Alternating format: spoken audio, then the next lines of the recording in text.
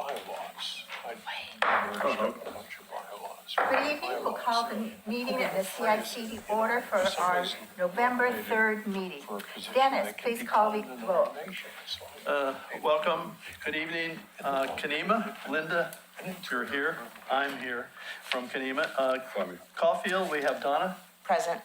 And is Deb around? It will be John Keys, John but Keys. not tonight. Okay, And John is an excused absence. okay. Healyville, we have Joy out there. And Dee Dee. Dee Dee? Here. Okay. Gaffney Lane, Betty Here. and Dwayne. Present. We have Hillendale, Sarah Here. and Josh. Here. McLaughlin, Denise Here. and Tim. Here. Park Place, we have a new person, Ryan. Hi there. Right. I'm here. Rivercrest, do we have any, are we still inactive? Yeah. And Tower Vista, inactive. Two Rivers, inactive. South End, we have Bill. Here. And did I miss Chris? Yes, I did. Chris, Hazel Grove. Yes. And Mark is tending to a very sick dog, so that came up, so Okay, please excuse him. okay. Okay, that's it. Thank you. Okay, we'll have our first presentation tonight from the Courthouse Development, and we'd like to hear your presentation in whole, and then we'll take questions. And as we take questions, for new people, we put up our card so we know who's in order, and I will try to get you in order. If I don't get you in order, forgive me, okay? But we'd like to hear the presentation. We're all waiting on bended ear for this. Can everybody hear me okay? Yep. Yeah. Great. Okay, so my name's Seth Henderson, and I'm a co-founder of Level Development Northwest. If we've never met, I've been trying to bring housing to Oregon City for about 5 years now. I'm the current chair of the Oregon City Chamber of Commerce. I am vice president of the Downtown Oregon City Association, and I'm on the Oregon City Business Alliance board. So I've tried to get involved however possible in the community. I've just got 4 slides for you this evening because I want to hear from you and have a discussion. We are very early on in the process. This is not a required discussion. I'm here purely, and you'll see from the calendar I bring up, we're trying to engage with as many people in the community as possible and hear your thoughts and concerns up front when we can actually incorporate them into the design before it's cooked and we're moving forward. So let's see if this works here. Perfect. So just a really quick question. I don't want to spend too much time on the background of the county process. If everybody here is aware of what the county's gone through to date, or would it be helpful to give some initial background on what has occurred? Maybe a thumbnail. Okay, so the county last summer moved to their new campus, Red Soils campus, for about the last 3 years. DOCA and some of the other organizations have been asking the county to please engage, do something. There's going to be a period of time where an empty building is sitting at the 50-yard line of Main Street downtown, and the businesses are going to suffer. So let's get going on something. They have their own timeline, so it was about, I'd say probably beginning of last year, they started to move forward. Last summer, they moved everybody out. It's currently an entirely empty building. If you want free parking, you can park on 8th Street. They don't check those. There's about 12 stalls there. And they went out to 450 approximately developers. They had a 3-month process. They put together a committee that was made up of 2 county commissioners, the mayor, the economic development manager, OCBA, DOCA, the chamber, WES, so a group of a lot of people that had should have input into what occurs on the site. They did an analysis that was baked into the request for expression of interest, RFEI, which was sent out to all of these individuals. we were the only party that responded. And a part of that is because of how difficult this site is. So the county had done, I'm sorry, I'm not going to be turning back this way very often, okay? The county did a very in-depth analysis. They did a geotechnical survey of the site, including borings. That site is prone to liquefaction. So essentially during a significant seismic event, half the building close to Maine is going to settle, and the other half is going to break off and slide into the river. It is an unreinforced masonry building. It's full of asbestos and lead. There were a lot of issues, which is why they could justify an over $300 million brand new building on the Red Soils campus. So this is very much a passion project for us. We were looking at how could we best contribute to a community and actually make a difference. We could probably make more money for our investors elsewhere. But again, this is something that we feel very passionate about, and hopefully you will get that as I start going through the process and what we're proposing. So the first thing we did is we sat down with a bunch of businesses on Main Street and said, what do you want on your Main Street? What is going to help augment you downtown? And there's really 4 things that came out of it. First of all, Liberty Plaza. Liberty Plaza is the one gathering place on Main Street. Tree lighting, Harvest Festival, all the wine walks, the police department was there on Friday for trick or treat. So we need to retain Liberty Plaza. And the county is selling, so you know the parcel is the existing building, Liberty Plaza, and then the parking lot, which is partially shared with McMiniman. So all of that, kind of this T-shaped, is all of the parcel. So 1 was Liberty Plaza. 2 was additional retail that is different than what is currently existing downtown. So we don't need additional restaurants, probably don't need additional tattoo parlors, but we need some sort of retail that is going to support the retail that exists and not compete with it. Housing. So there are studies that go back into the 80s that the city has done, and that's on their website, that says for a vibrant, healthy downtown, we need housing. If you look at downtowns that are economically diverse and vibrant throughout Oregon, they all have housing. It is very much an anomaly to have in your downtown no housing. And part of that's because it's the first city in the Oregon Territory, right? And it is very difficult to modify an existing building for housing, especially without public funds. And what we are proposing does not require a single dollar of public funds. That was very important. So we've got housing, we've got retail, we've got Liberty Plaza, and then the 4th element was, whatever you're building, build parking for it. So if you know anything about CFEC, Climate Friendly and Equitable Communities, that the state passed, if you are building housing within half a mile of a major transit line, you don't have to produce a single parking stall. So on the site, we don't have to produce any parking at all. Clearly, that is not going to be what's beneficial for the community and for the businesses downtown. So what we proposed was, if you think about 8th Street is sloped, so we're doing a parking garage on the lower level. So that parking garage is what you would consider structured parking. It's kind of like a daylit basement. It's accessible off of 8th Street. Above that, you have the lobby, you have the retail. The retail is fronting Liberty Plaza. And then you have residential that goes above that. You have Liberty Plaza actually expanding. So this is directly from our RFEI response. And so one of the things I've heard for the last 5 years is developers will say, here's this beautiful picture of what we're going to provide to your community, and then produce this. So I want to show you guys what was in our response to the county, and this is where we sit today.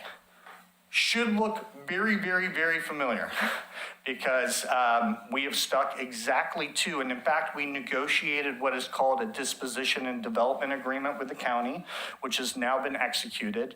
And it says, we're going to pay X amount And we have to do all of these things, which include the number of units, the number of parking stalls. If you think about Liberty Plaza, we are buying the land of Liberty Plaza.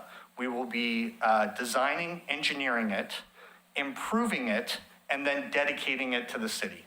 So the city will own an improved and large plaza in the center of downtown, hopefully forever. So retail is about, I think it's like 2460 square feet. It's hard to read.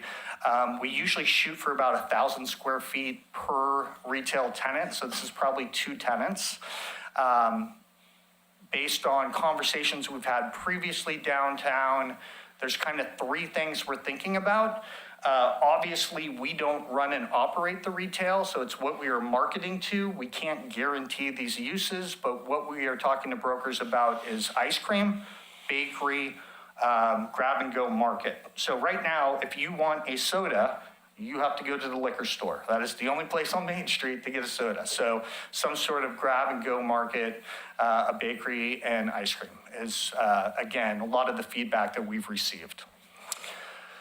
What else can I tell you about this? Right now, because this building was built before a lot of the current codes, you'll see there's a large green area on the backside that's a flow-through planter. If you know anything about stormwater management now, everything coming off that parking lot, everything coming off the roof of the building has to go through a filtration system, so we need a large planter. We are still working on kind of the back space behind the building. So it says bocce ball court. There is no bocce ball court in Oregon City. Will it be a bocce ball court? I don't know. Does anybody here play bocce ball? Yeah, I don't either. So I don't know if that's the best use, but we just threw something on there because, again, we're very early in the design process. The thing that I'm excited about with this building is we went with a really efficient layout. So if you go and look in historic downtowns, you'll see on the corner of blocks, they've kind of built these bookends. So they're vertical, thinner buildings, and then it kind of fills in between. This is very much replicating that massing. So if you look at the dashed line that kind of goes just past the retail and then goes all the way up by the bocce ball court to the back of the building and over, that is the existing mass of the building, not including the sally port. So the sally port actually extends further. So the retail is only 1 floor. So when you're looking at the massing, the vertical, it's actually going to be the narrow building on the edge. You're going to open up a bunch of view corridors from the downtown across to West Lynn. So it's going to really open up that space. If you talk to Jerry, he's going to talk all about the 8th Street dock and the history of it and how he really wants to get that back. So we were looking at pulling the building back so there's enough room for an ADA ramp in the future if that 8th Street dock ever comes back. And the plaza is probably increasing 20 to 30%. That is it, other than, are there any questions? Do we want to do questions at the end? Do we want to do questions during? How would you like to handle that? How would you like it? Would you rather just have it all at the I end? can come back to it Okay, if there's we'll just do lots of questions now. questions. Okay, good. Hopefully everybody will have their card up by the end. Yeah. So where are we today? So this is a Gantt chart schedule of everything that we're going through. If you look at kind of the highlights or the things that we're working on right now. So we have our DDA executed with Clackamas County. We've started the schematic design. We're going through this outreach process. We have submitted now our pre-app package to the city. So we'll be meeting with planning department in November to go through the pre-app. We're scheduling on-site geotechnical boring. So there was 1 boring done on the north side of the building where it's 8 feet, 9 feet down to the basalt. Then there was another one taken in the parking lot where it's 25 feet. So it's very uneven, and that's all fill. That's the history of Oregon City on top of basalt. So you'll also notice in the building, we've tried to stay within the footprint of the existing building. Proceeding with hazardous material sampling. So we have a hazmat report that sampled about 150 materials in the building. There's asbestos-containing material, there's lead-containing material. For the DEQ, we have to confirm that report, so we're doing additional sampling. And then actually, the surveying was done Thursday and Friday of last week. We are trying to engage as many local businesses as possible. Centerline Concepts, if you know them, they're located on Malala. We had to wait a couple weeks to get them on the project, but as much as we can, we're trying to bring in the local businesses that hopefully will care as much about this development as we do. So, community outreach, we've actually done 3 meetings with the Two Rivers Neighborhood Association, which the entire downtown falls within. I'm hoping that eventually there'll be somebody sitting up there with Two Rivers on their name tag. And so the most recent one was on the 22nd at the Elks, ran through all the information that I'm sharing tonight. We also met with Downtown Oregon City Association at their social on Monday, where 5 businesses showed up to ask questions. We will eventually meet with OCBA and the chamber when appropriate. We have submitted our pre-app. The pre-app is not on 11/7. I think it's probably going to be the 19th, but we're coordinating that right now. We will meet with PRAC, obviously, about Liberty Plaza. They will have some ideas about that. The City Commission has reinforced that they would appreciate us meeting with them before PRAC, so that's what we've got scheduled now. Citizen Involvement Committee tonight, Historic Review Board on the 25th, and then City Commission on the 19th. We anticipate, if everything goes well, if we get through our due diligence, don't find any big challenges, everything is what we anticipate, we will close on or about January 1st. We will spend the month of January, about 4 weeks, doing abatement in the building.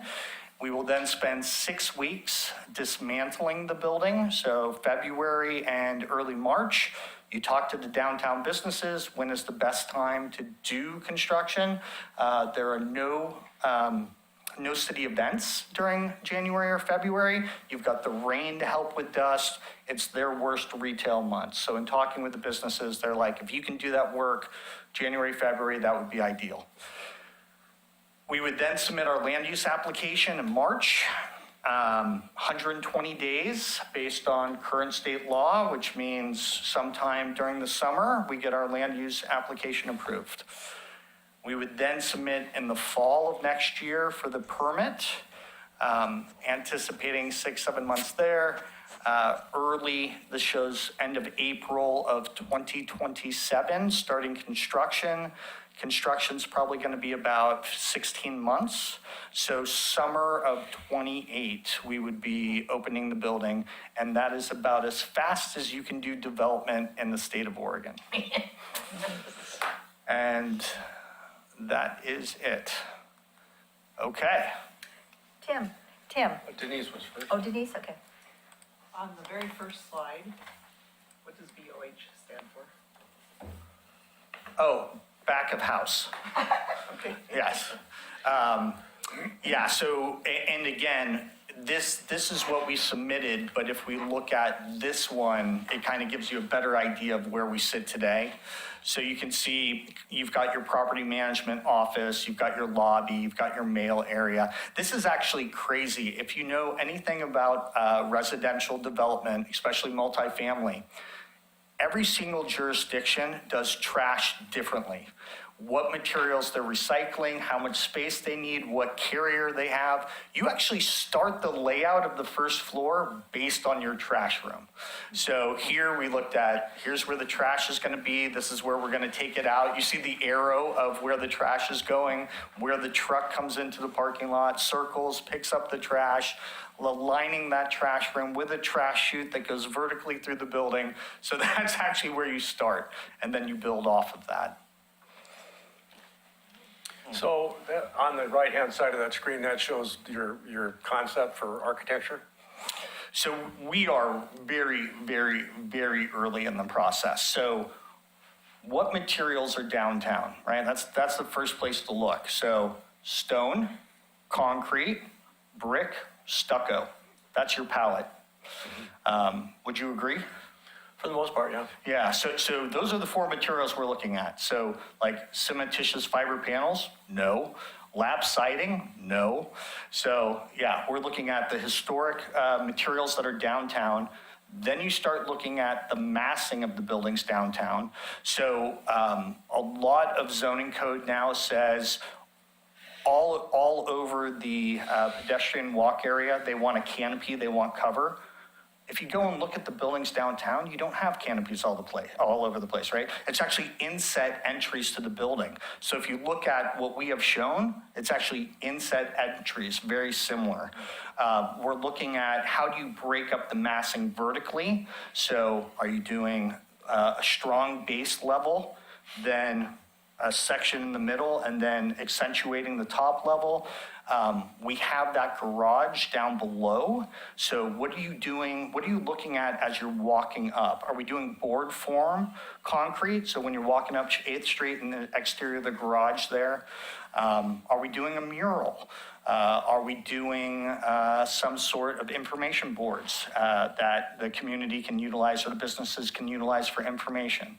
So yeah, really, really early. So that is more or less what the architects are doing right now is they sit down and they do the hand sketches. And they're like, okay, based on, I think there's about 60 photos that they took of downtown of all the buildings, and they're looking at all the different types of buildings and what type of storefront do you have and what type of canopies and what are we doing for the stem wall.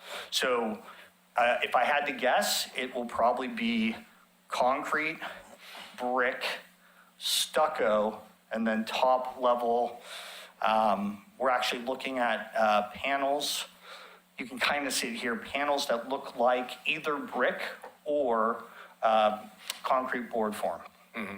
Well, I've noticed on your website, reviewed that, it appears, a lot of those buildings that you've done are pretty modern style. And that obviously, I'll see with the HRB as well, but that kind of goes against the grain for us. But one of the things I was going to ask is how will you incorporate, or will you incorporate any of the architectural features of the current courthouse? So within the last 10 years, I can't remember the exact date, but SHPO, State Historic Preservation Office, has done 2 surveys. The most recent one, I think it was like 2020. It was within the last 10 years. And so they've identified a bunch of materials on the exterior of the building. So you've got this chevron that goes around the upper section. You've got 4 eagles, 2 men in feather-plumed helmets holding an obelisk with rays coming off of it. You have the scale of justice. You have the, there's, out on the rocks, you have 2 panels that tell the history. One of them tells the history of Oregon City. The other one has actually been vandalized so many times that the county removed it. They have told us that is in storage. So those are, what I just mentioned are all the elements that were flagged. There's the bronze trim around the doors, which is really cool. We're trying to figure out how to incorporate that into the building. The wood doors are not ADA compliant, so it's going to be hard to modify those. So we're looking at which ones can we utilize in the plaza and which ones can we utilize in the building itself. Yeah. So it'll probably be a mix of the two, but those, yeah. That would be good. Those are great doors. Those are definitely a lot of history in that door. Yep. And I appreciate the ADA piece of it, but it seems to me that we should be able to incorporate that somewhat. There's the other element, which is like on the interiors, right? SHPO's only interested in the exterior of the building. You go into the interior, you've got like marble from Tennessee that they brought in.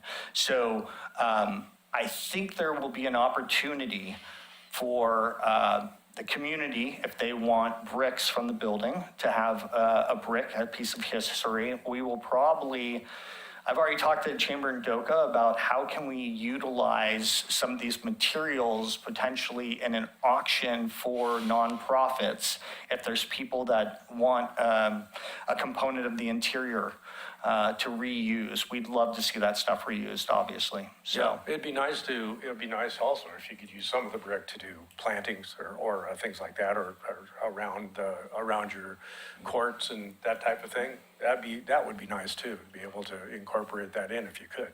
Yep. I'm certainly not asking you to use all the bricks to rebuild the building. It's just, but it seems to me that we could reuse them as much as we can. But that is the intent. Great, thank you, I appreciate your Yeah. comments. Ryan? Understanding that it's kind of early on in the process, do you have an idea who would operate the apartments, and would you guys own those, or or would you have a property manager on site, or? So, so this is an opportunity zone project, which means 10-year commitment minimum. Our investors, we're doing a project right now in Gresham that's under construction. Right next, if you know where Gresham High School is, right there, there's a light rail station. So it's downtown transit mid-rise is the zoning. That is opportunity zone, vertical housing development zone. In Wilsonville, we're starting early next year in their new town center plan, a similar development, kind of an L-shaped on a 1-acre site, which is vertical housing development zone, opportunity zone. This is the same thing. So that's our niche, what we're good at. We plan on holding it at least 10 years. Our investors may want us to hold forever, which is fine with us. There's a number of property managers that we work with. So Cloud 10 is one of them. We've worked with Coast. We've worked with Meritus, which is a spinoff of Ethos. So there's a bunch of different property managers that we are talking to because we want their input when we're designing this thing to make sure they can operate it. But you'll see that there's that office right there. That is the property management office. So there will be a property manager on site at all times. Thank you. Any other questions? Is there anybody online? Just a thought, so you said bocce ball was in the plan? Well, right now, that court says bocce, but in terms of what that actually ends up being, there's additional conversations that need to be had with the community to figure out something that's actually going to be used. I don't want it to be a camping site. I am good for anything else. Amen. Yeah, full disclosure, actually, we do play bocce ball in the backyard. But Okay. I think, I play bocce ball. well, there you go. See you at 9 tomorrow. But no, I think a better opportunity for people to be involved might be to consider pickleball. That's what the kids are going for these days. So pickleball, usually they're looking for lighting. Yeah. I don't know if we have the width there, and I think we may end up driving the residents on the first floor crazy. Yes. Oh. I think shuffleboard would work. Shuffleboard would work as well, yes. Long and narrow. Make a multi-court there. There you go. Kind of like a sports court. It can be a multi-court. You can, although bocce ball kind of needs that wonderful sand element. But you'll be creative. I trust you. Is that Dee Dee? Yeah. Yeah. Yeah, Dee Dee, This is my third presentation. you're probably getting bored with it. I promise you, we will No, not I'm not. put. Are you kidding? You're consistent. You're one of the most consistent people I know. I'll take that as a compliment. It is a compliment. It is. I promise you, we will not butcher the street trees. And, that is one of my comments later. I'll save it. Are there any other comments, questions? Thank you very much. We're Yeah. totally looking forward to this happening and a great addition to, we're going to miss the courthouse. We need something else down there. So thank you for taking some. Well, I think you guys can probably find me. I'm usually downtown a couple times a week. So if you have thoughts, if you have comments, you want to have a conversation, I am willing to listen to anybody at any time. So thank you for your time. Thank you. Thanks, Seth. I will. And Dwayne just asked who I would be happy to send Seth's presentation out to the CIC in my follow-up Okay, email. okay. Because I saw a handful of you taking pictures and notes, so happy to pass that information along. Okay. Are there any public comments? Thank you very much. Okay. Did you all have time to read the minutes for October 6th? A move for approval. Second. All in favor? Aye. Anyone opposed? Minutes pass. Communication. communication, social media working group. Well, the working group, thank you, Linda. We met with the Youth Advisory Commission. It was a great conversation that we had with them. So first we had to do a little information about what a neighborhood was and how it compared to a homeowners association and all that. But the kids were very generous with their time and ideas. So their suggestion is Instagram. That's a good way to get the 30 to 40-year-olds to engage, because we're all getting a little older, so we need to engage that younger generation. So they talked about even if on Instagram you can post, oh, there's a tree, let's take a picture of the tree, it's in our neighborhood, and it keeps the people, the members engaged. So you could do something like that. And let's see what else. The QR code, which we do. They suggested a few things that we can't afford, like, what was it? Ice cream social, picnic, movies. So the individual neighborhoods cannot afford to do that, but that was a very good idea. And I'll turn it over to Linda and Chris who went with me. So do you have anything to add? Nothing more to add over here. I don't either. Very nicely done, Betty. So I have made a contact at Clackamas Community College. And so she's going to try and get their social media director involved. So we should be able to do that like next month, but I'll let you guys know for sure. Yes, Tim? Tim? I had a thought years ago, we talked about this in the CIC, about doing a video about neighborhoods and, what is a neighborhood, Yes. and what's important about a neighborhood and why should you be involved, and really, and have people integrated into it and go around and show and, walk around and talk about it and actually do a nice video, which you could post on Facebook, you could post on Instagram, and we could put it on the city's website.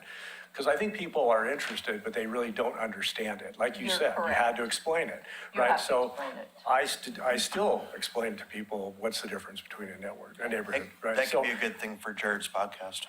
And I've had a conversation with Jared too. He is more than happy to come and present to the CIC and also kind of coordinate on the ideas that you have for social media marketing to obviously not only advertise on the city's website, but also through our social channels as well. I'll tell you right now, Reels are so the video segments that Jared posts on our city hall, not only Instagram, but Facebook as well, they always have way better engagement than some of the photos. So that's something that he would be happy to be able to do. So I can touch base with our chair and vice chair, and if that's something that we want to schedule for next meeting or later this winter in the future, that's something that Jared would be And happy. that's why I Might think want to of- wait until we meet with the college kids too. Okay. Just And so that's why I think a video would be cool, because it's more than a reel. It's more Yeah. than, a 2-minute thing. It's actually a video. And we could put it on Willamette Falls TV. I mean, there's a lot of opportunity for us Yes. to get out there and really get people interested and make it more youth-focused. Not youth, young, but mid So mid-age. the one thing with that though is the longer you do that video for, the less younger people are gonna watch it. They're used to watching the reels and shorts and things like that, and getting just the 30-second, 45-second sort of thing, and then moving on to the next thing, right? So, while I think it is a good idea to do a longer video about, here's what this whole thing is and all that, the neighborhood associations, I definitely think if you're going to do that, focus part of that content on being a short or a reel or whatever. Yes. Or you make the video And then you have reels that link you to the longer video. They chop it all up. Or it could be a series of videos, Yes, shorter that's what videos. I was gonna say, and a video in every neighborhood that we have activated would be great. So then I was chatting with the chair of Gaffney Lane about something else, and,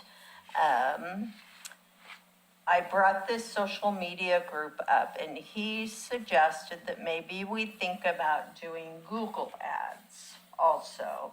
I guess you only pay for the click. So I think it's 50 cents a click or something like that. And then it goes specific to, you can get it down to just your neighborhood, who, I don't know if we get more people that way or not, but something to think about. We're looking forward to moving more through this here. Another option too is through Facebook. Like there are certain posts that the city does that we want better engagement on, that we purchase boosts on. So we purchase for it to be spread out within the community, maybe a little bit farther than Oregon City or centralized in Oregon City. That way it's reaching people's feeds more frequently. That's something that we could also have a conversation about regarding the Citizen Involvement Committee's budget, but that's a conversation that I would want to have Jared present for. Oh, yeah. So I will touch base with Linda, and we can be able to figure out on when, if it sounds like the Citizen Involvement Committee would be interested in having a larger conversation about Yeah, that. no, I agree. And when were you meeting with the college? I haven't gotten a date from Okay. Doug yet, but when I do, I'll email you and Chris and Mark, and Okay. we'll all meet together. Okay. Any other questions or discussion? The video thing was a very good idea, Tim. The other thing that I will mention, as the staff liaison to the Youth Advisory Commission, the Youth Advisory Commission, we do not film. So all of the Citizen Involvement Committee meetings, they're filmed, they're available on YouTube. We do not record underage children during our meetings, but I always have minutes that are recorded. So today I just published the Youth Advisory Commission meeting agenda, which has the draft minutes for that work session. Once those minutes are approved, I would be happy to highlight that whole discussion that took place. That way, Sure. there's a snippet of what that conversation was and the feedback and the insight that the Youth Advisory Commission provided for the CIC. I think that would be great. Yeah, and I think from my perspective and working with them too, I think they really valued you coming and requesting their feedback, and I thought they had some good insights. They to had share. some very good ideas. They made a lot of really good comments, so it was a great opportunity to visit with them. Staff report? Yes. So, just to go in tandem a little bit with what Betty was just talking about, from when I first started, I remember reaching out and said, okay, neighborhood associations, what photos do you have for me that I can be able to advertise? That's something I think is a great opportunity for me to push again. I just received some lovely fall photos of the Caulfield Neighborhood Association. Whenever we're posting pictures, we always get better engagement rather than maps, rather than, an image of a text that states when your neighborhood associations are meeting. If you have any type of visual that are able to kind of intrigue your viewers and our audience, that's always going to have better engagement.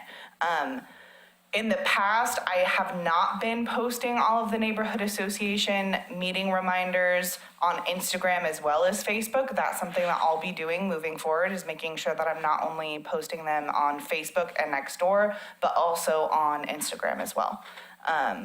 Again, I'm always here to be a resource for you. If you want to, Caulfield also provided pictures from their ice cream social, or not ice cream social, the ice cream fundraiser that they had. Those are images that I added onto their webpage. I'm always happy to work with you on improvements, not only for your social media posts, but also for your webpage itself. So I'm always happy to schedule a meeting. I don't always have free time, but I'm more than willing, if you don't have time yourself to be able, or you're, not confident in taking pictures within your neighborhood, I'm happy to try and coordinate a time where I can either meet up with you, or you can send me locations of, hey, Hannah, here are these 3 core areas within our neighborhood. I've done that for a variety of the neighborhood associations in general, like Park Place has their specific signs that I've gone out and taken pictures of. Like Two Rivers, they just had their meeting down at the Elks Lodge. That's their new meeting location. I walked down there and took some pictures to be able to get better engagement. But nobody knows your neighborhood associations like you do. So if you don't have the ability, or no one within your neighborhood association has the ability or the confidence to really, capture the image of your neighborhood association, I'd be happy to coordinate a time.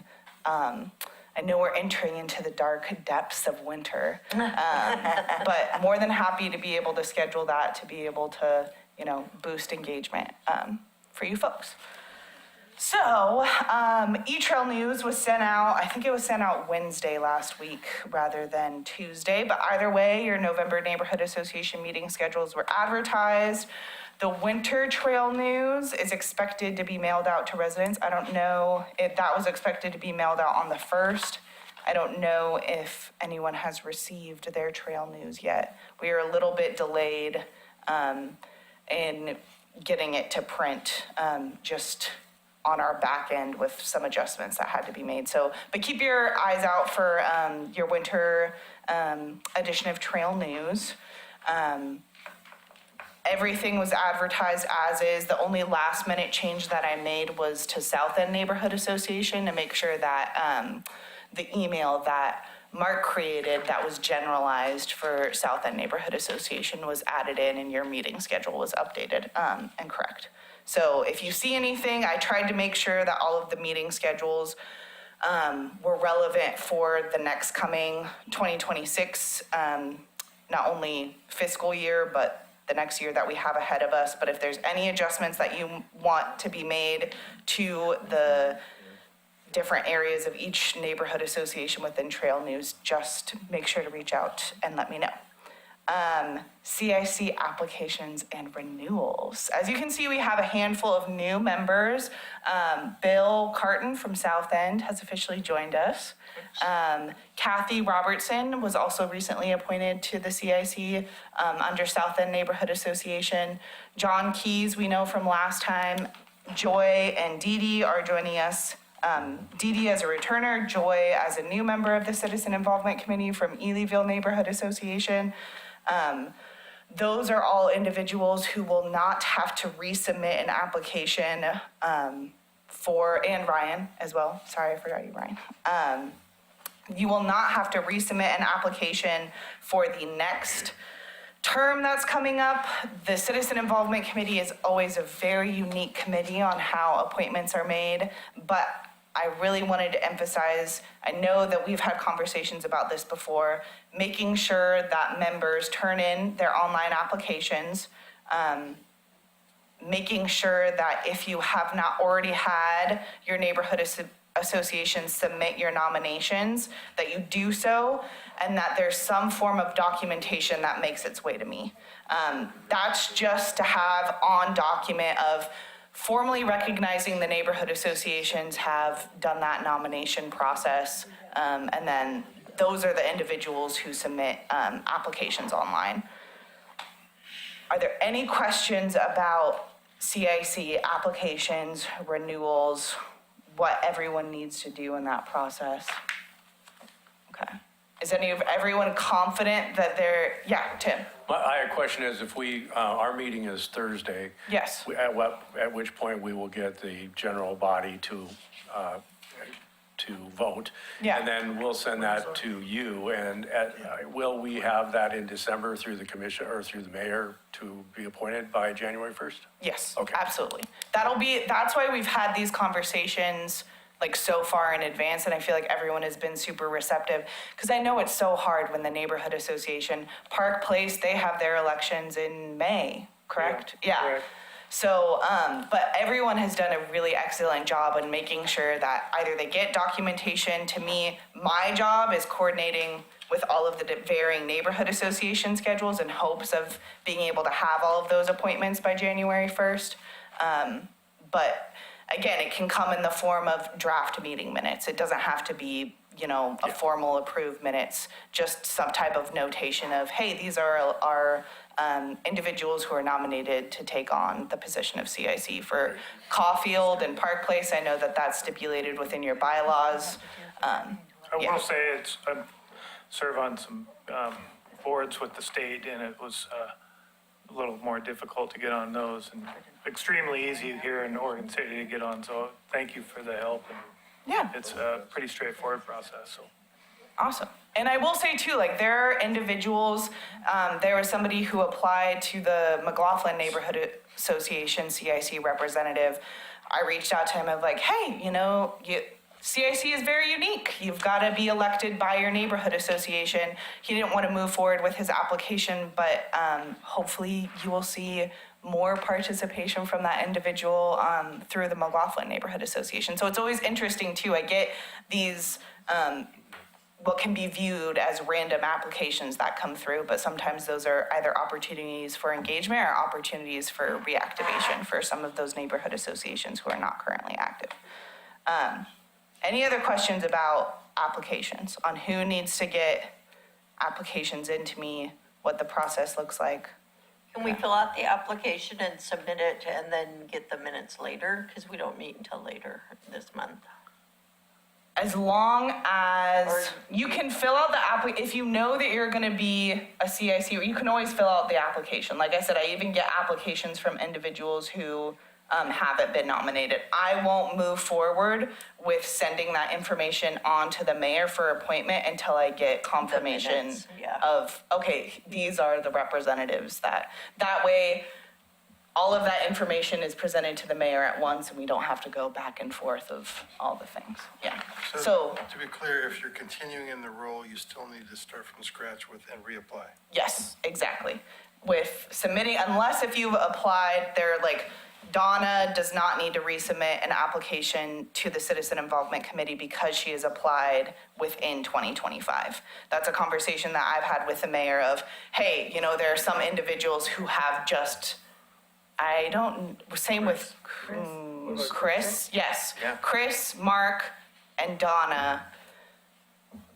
Dwayne, didn't you? Bill. This year too? Dwayne applied in December. Oh. Yeah, so it was just before the cutoff. Yeah.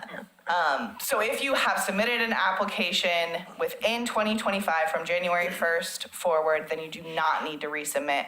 But if you are renewing or you're applying for a CIC representative through your neighborhood association, have not submitted an application since January 1st, you're going to have to reapply. And that's also for me as a staff member, if you're appointed, to make sure that I have updated contact information and all of that good stuff. And where are we finding that application?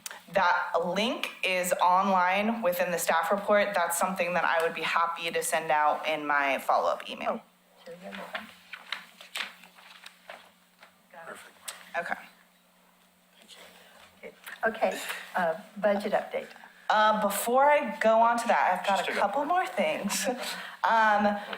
Did I'm hoping everybody has had the chance to be able to vote on the Nature and Neighborhoods Metro Community.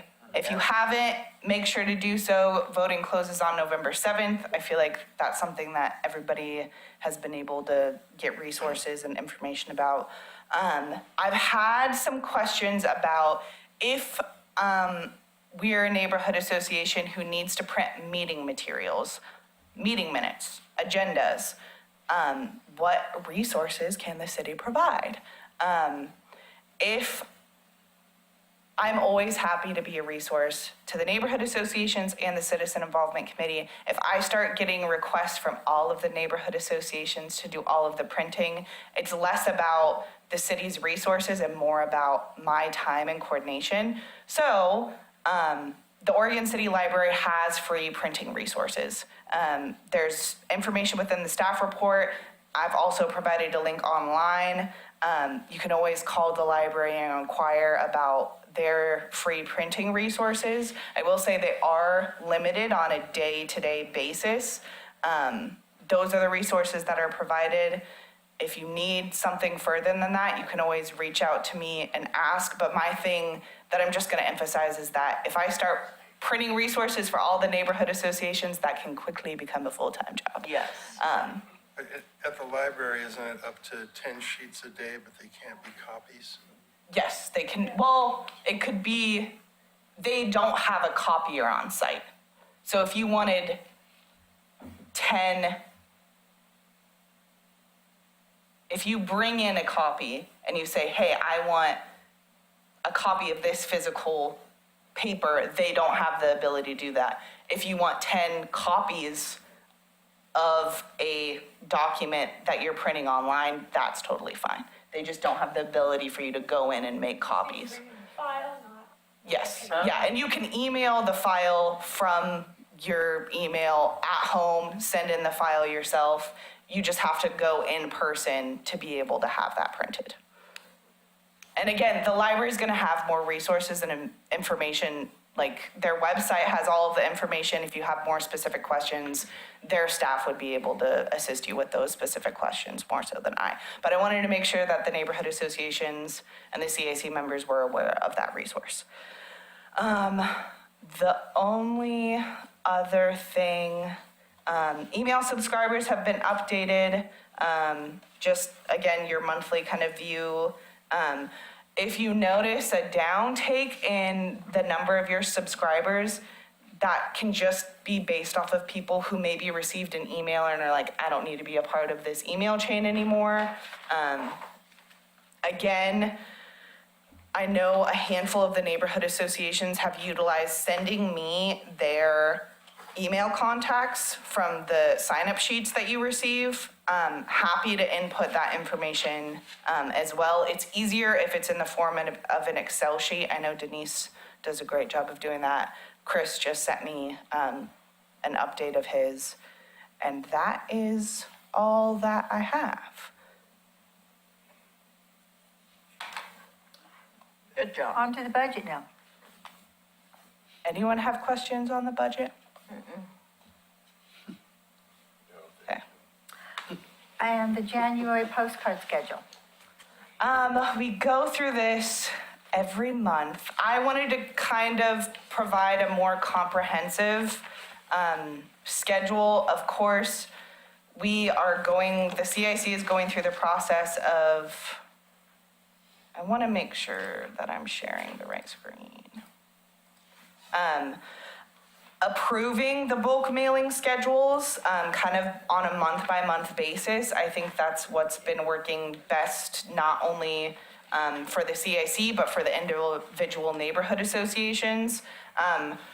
For the month of November, it ended up that some of the neighborhood associations weren't able to adhere to that bulk postcard mailer. Again, I am completely understanding that this is all on a voluntary basis. All of you work on a voluntary basis. Sometimes you don't have that schedule flexibility to plan out your agendas a month in advance. That is okay, because you've been budgeted for not the bulk rate, but rather what your neighborhood association or your neighborhood's residential addresses are. With all of that being said, I've set a preliminary schedule. This is not something that the neighborhood associations or the CIC need to adhere by. I think it's a good idea to keep approving them on a month-by-month basis. With that being said, I think January is pretty straightforward, like we talked about before. I can go to the view of the meeting dates for everyone to have a better idea. The January 1st postcard deadline, where is it's not wanting. I just didn't, no. I don't know. Why are you not going? There we go. That's what I said. Okay, so for the January 1st postcard, which would be for Hillendale, McLaughlin, Hazel Grove, the deadline that I would need your postcard design is December 19th. That's also because we've got the Christmas holidays coming up. It would land in residential mailboxes, 1, 2, 3, 4, 5, 6, 7. On the 5th of January. Gonna have to be earlier than that. And again, That's very close. I give 7 days because by the time that you give me your postcard deadline, it's at the end of Friday. At the earliest, I get it into Eagle Mailing Services on the 22nd, especially with the holidays. 7 is a generous time frame, but I also don't like going any smaller of a time frame than 7 business days because there's always the case that U.S. Postal Service is gonna take that full, 4 days to be able to get out. Especially Christmas. Yeah. So again, that's, I would suggest that be moved up by a week. okay. So instead of having the 19th, have the deadline be the 12th. Yeah. How, With having all those holidays and all the different stuff, people are gonna be on vacation and all the different things. Like, I would give it more time than less time. how does McLaughlin and Hazel Grove feel about that? I think that's a good idea. Yeah, that would be good. I would think about it, I'm not sure. Okay. That would get it out the end of December instead of January 1st or 2nd. Yes. Yeah. Okay. So it'd be out a little bit further. I think the question is, and again, I don't expect that each neighborhood association has answers to this because I know not everybody who is CIC representatives are the ones who are actually creating the postcards. But it sounds like the suggestion is for, instead of, yes, no, thank you, I would not like to do that. The 19th, what did we say, the 12th? 12. Yeah, do the 12th this time. Just perfect. So if And we so do when the would the 12th, then 1, 2, 3, 4, The postcards would be delivered then? just before Christmas, Probably the 29th. Or just after. on the 23rd, but it's all, I don't know the exact time frame. You all have a better idea of when you send me the postcards, when those deadlines are and when you're actually receiving. Like, Donna, have you received, or Chris, have you received your postcards yet? You have? You got yours today? So that was sent out,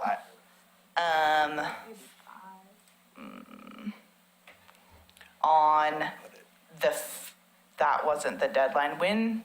The 28th. The 28th. So the 28th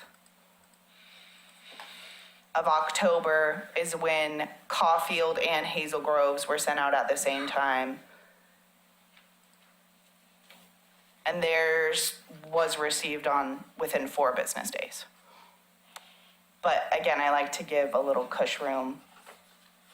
Anyway, so with that being said, I think it's more ideal for postcards to arrive after Christmas than Yeah. at Christmas. I would agree. So if we can finagle that a time, little bit.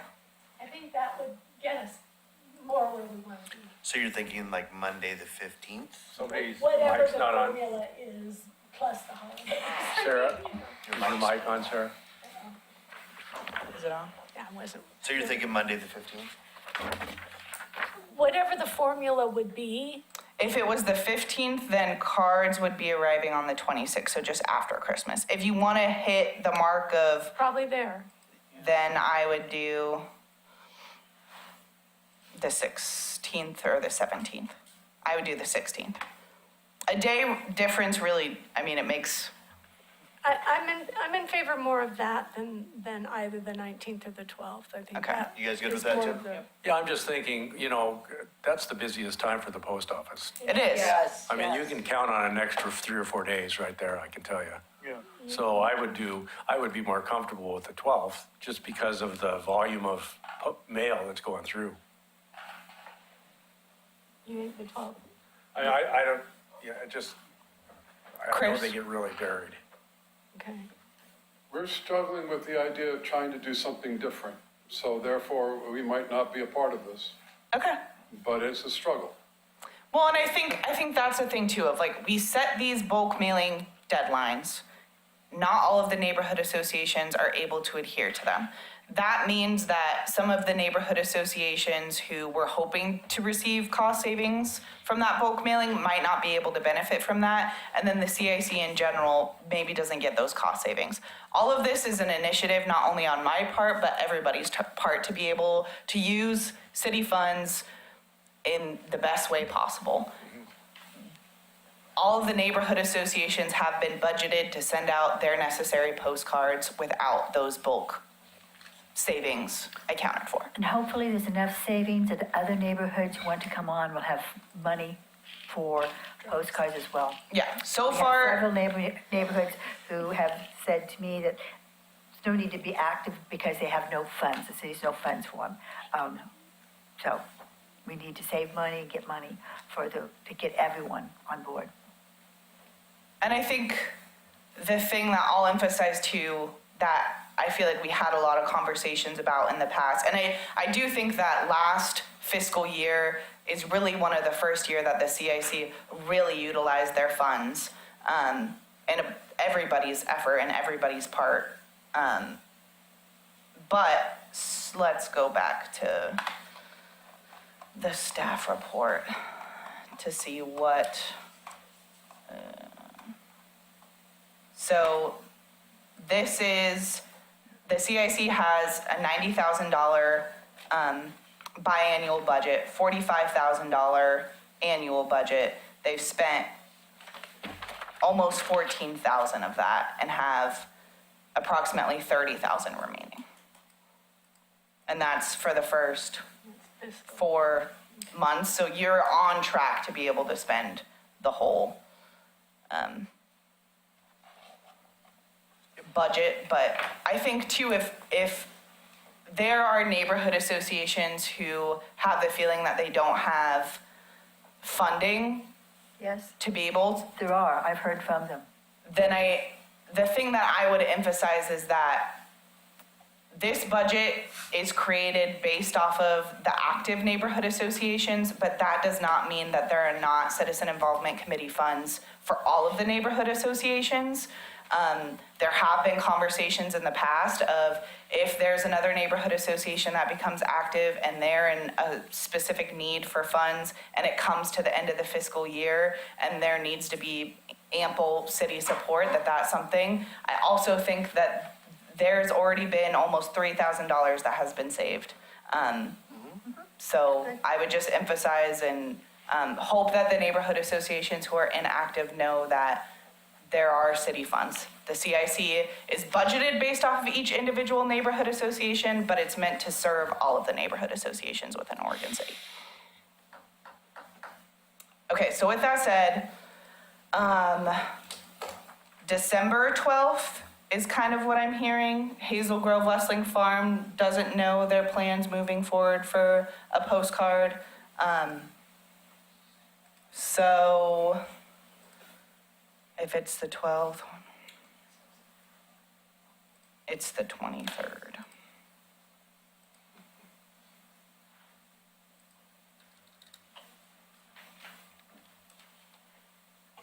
How do we feel about that? So the 23rd is the Thumbs up. landing day?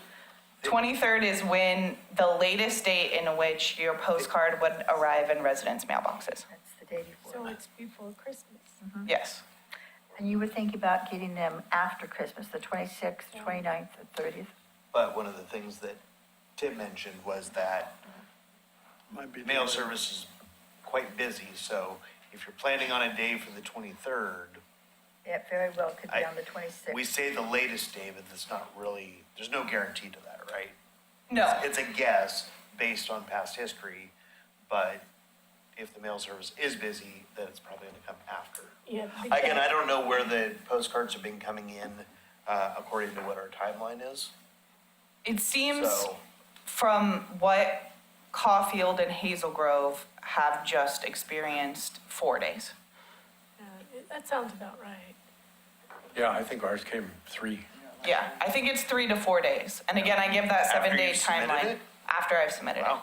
Yeah, so that's Yeah, it's quick. 3 days, Nice. 3 to 4 days earlier than the deadline or the projected Got it. timeline. Okay.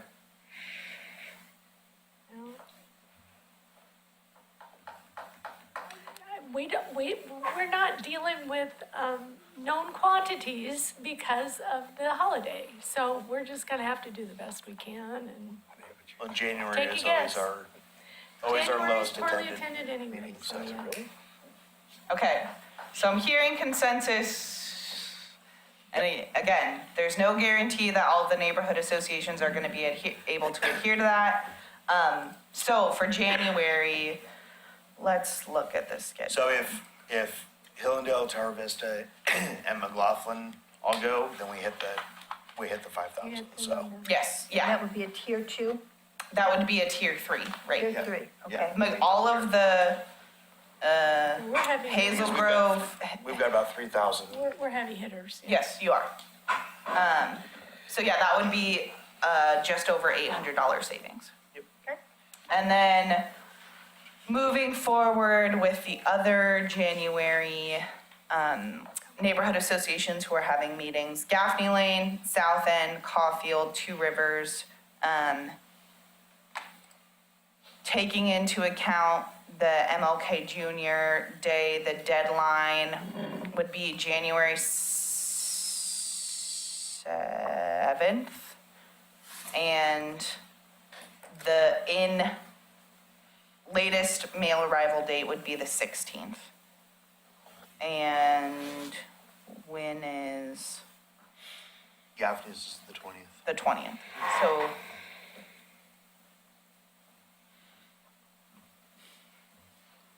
I know neither one of you. We don't. Yeah. Yeah. I will say that this is closest to, I tried to do it a couple of days in advance because I know the neighborhood associations don't love it arriving right on the day. But it's adhering to Gaffney lanes. 19th. So I think I think Deanna, that would be much more Yeah. feasible for Deanna. Yeah. Okay. So with that being said, is that something that can be solidified? And again, it's, So it's like the day before. Either go. it's helpful for me to have these deadlines too, because then not only am I expecting you to go back to your neighborhood association and say, hey, here's the deadlines, I make sure to communicate that out to the chairs and the individuals who send me the postcards. That way, there's clear communication across all boards. So, January deadline, Kanema, Our meeting is in February. that's right, Caulfield, sorry. Yeah, This- Gaffney this Lane, neighborhood. yes. South End Good? and Two Rivers, I think they might, well, yeah, that potentially is feasible. We'll see. Okay. Everybody happy with that? Should we move on? Moving on. Let's move on. Okay. Roundtable. Christopher, Nothing to report.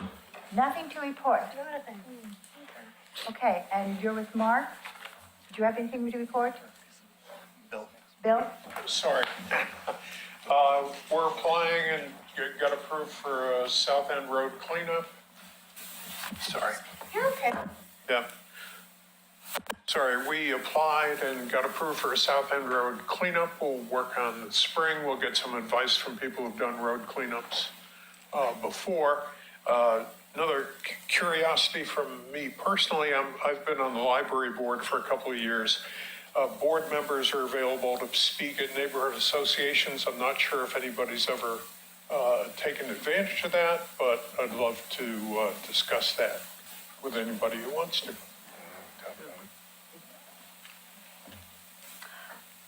Donna? Caulfield is, am I on? Yeah. Okay. Caulfield is looking forward to our January meeting. People, there's a lot of construction going on in our area right now. The high school concession stands are being built. Everybody's very excited.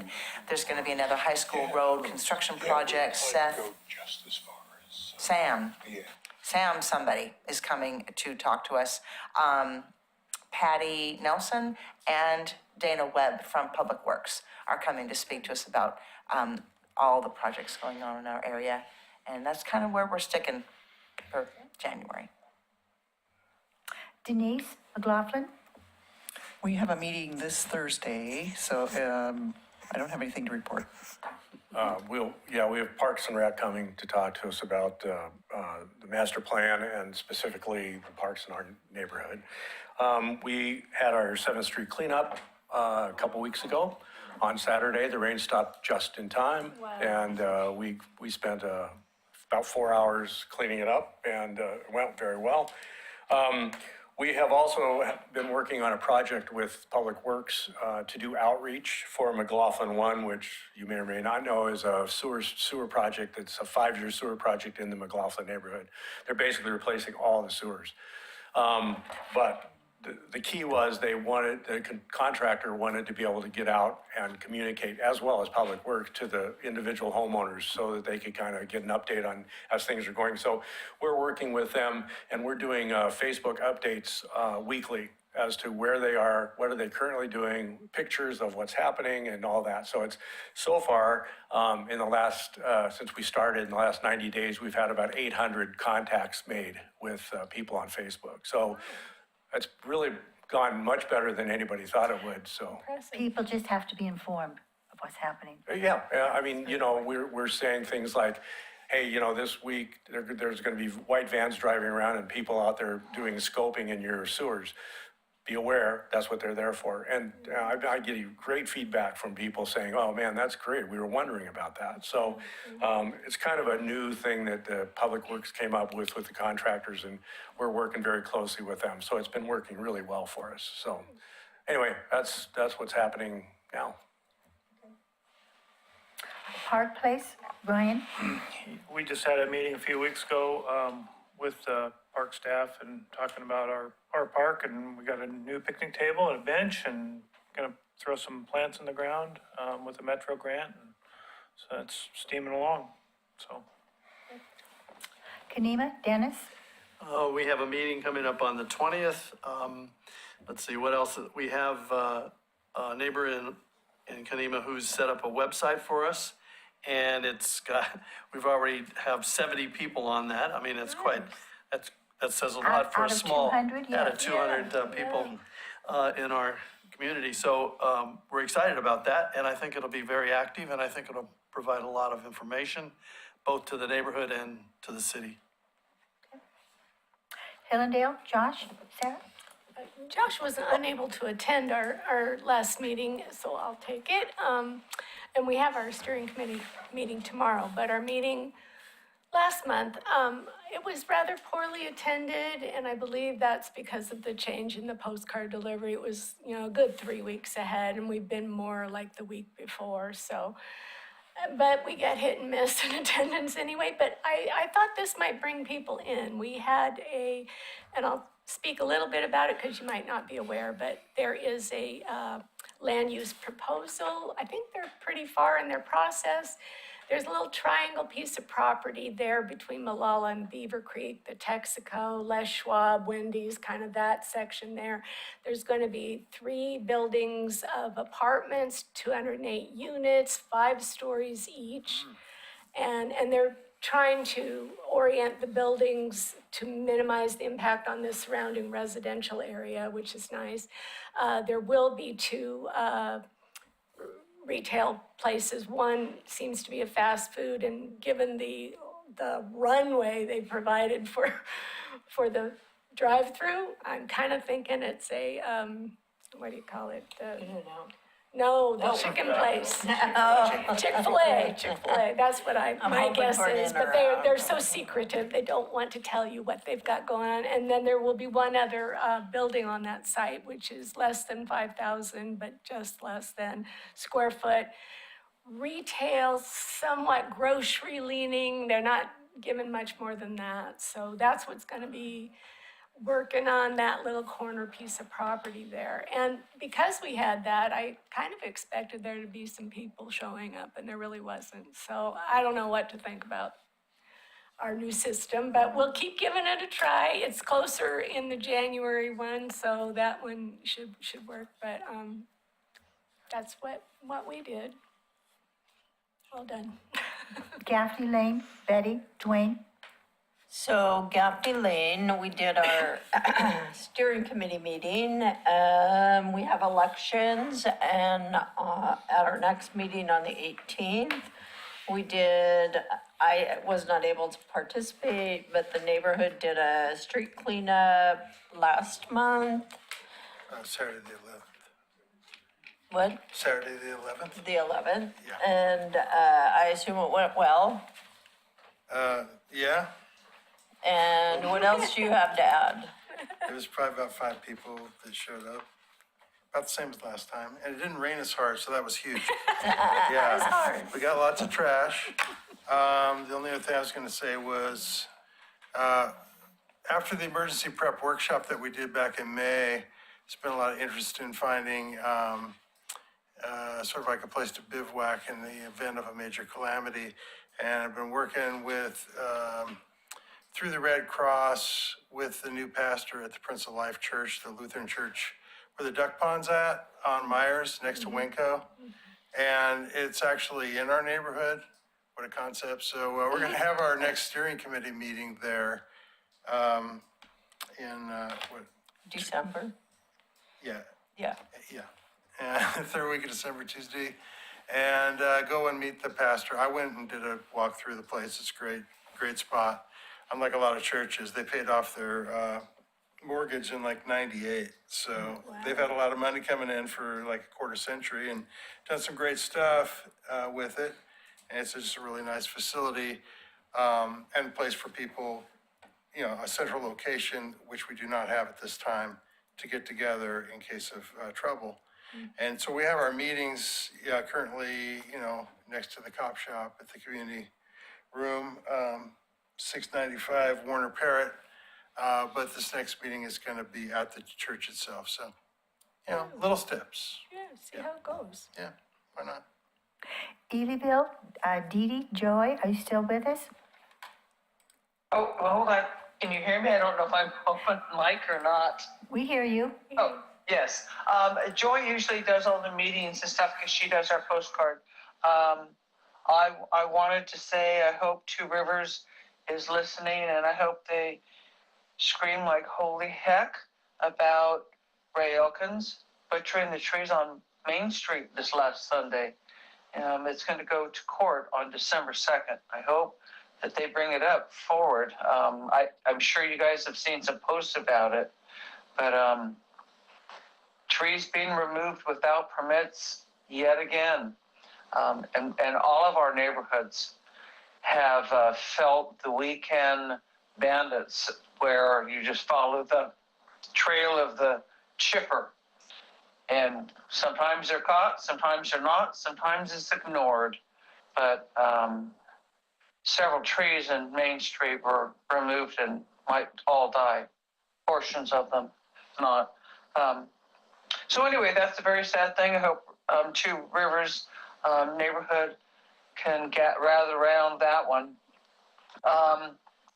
Also, on November 5th, the commissioner is having the awards for different communities and nonprofits, an honor, a participation award, recognition participation award. And I'm going to be speaking that particular day, November 5th, about Ediville and our desire, as we have so much property, especially on the corner of Pearl and Molalla, but we have been saying this and asking for years, and Aquila would always assure us that this was going on with our city, that we really need retail on the bottom floors instead of having front doors next to the sidewalks. It's good for business. It's good for living quality. And so I'm going to be speaking about that. And, you know, retail on the bottom floors of anything that's being built. So those are my three things that are going in our neighborhood and or in our little city that I think we all need to pay attention to. Joy? Thanks.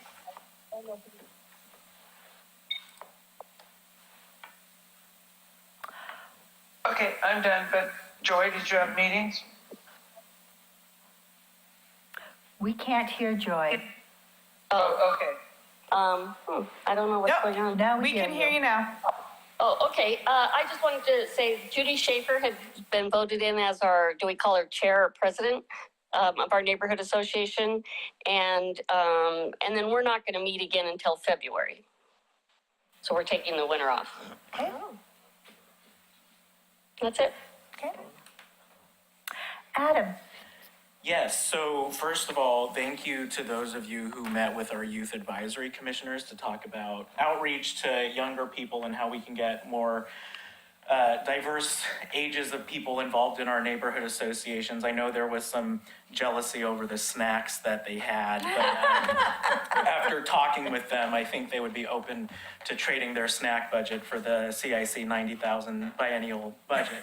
So if you're open to that. No, we just want snacks.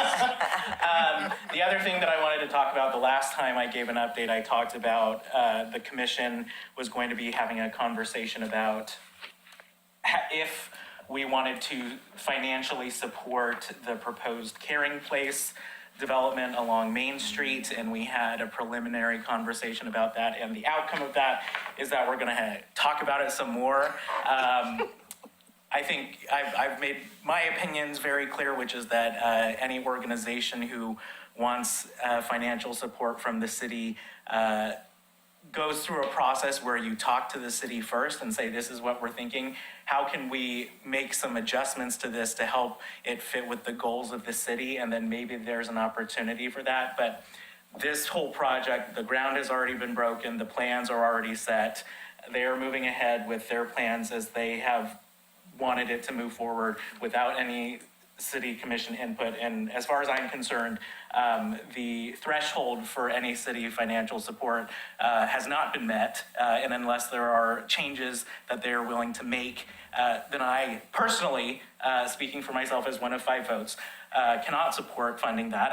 I say it every time. I wish them the best. This project is going to happen. They have the right to do it, and it's out of our hands because the state has given them the right to put it basically wherever they want. So we need to do what we can to make it the best it can be. But if there's any opportunity for us to have more of a voice in it, when they're asking for financial support, then we need to be able to use that. So those are the 2 main updates that I have for you. We have a commission meeting on Wednesday, a work session where we will be talking about the establishment of the DMO for the city, the Destination Management and Marketing Organization. They have their new administrator, and so we're going to hear from her about her preliminary work and what she's doing to get that started up, and then we'll have a meeting after that to talk about a variety of things. And so please feel free to tune in if you have the time. And everybody come join me. When I'm sitting there in the audience, it's only me. So everybody here, oh, sorry, Seth. Sometimes Seth will show up. But come join me at the commission meetings. They're open to the public, and you can come and give a comment at citizen comment times. It's great fun. It's on Main Street. When's the next one? It's gonna be on Wednesday, 7 o'clock Wednesday. 7 p.m. That's the copy. Donna. On Main Street. I just had, I don't know what you call this, Hannah. I made a mistake just for your notes, for the minutes. I said January. All that I spoke about was for January. It's for this month. It's for November. November. Our November 27th meeting. I don't know why I was thinking that. That is A-okay. Thanks, Donna. I'm surprised that the city would have money to give to anyone. In order to balance the budget this year, the city had to raise taxes. So I'm just aghast that you have money to give away since you had to raise taxes. We do I not. don't figure it out. That's That's the what I was problem. wondering here too. And I don't you want will my also taxes recall any that I voted higher. against increasing I taxes. know. I know you did, but we just all got our tax bills. We haven't maybe paid them yet, but we're all aware how much they went up this year. Okay. Mike, is there anything? Okay, all right, then anything anyone else wants to say? Let's adjourn until December. No, yeah, December 1st. Okay, we're adjourned. Thank you. December?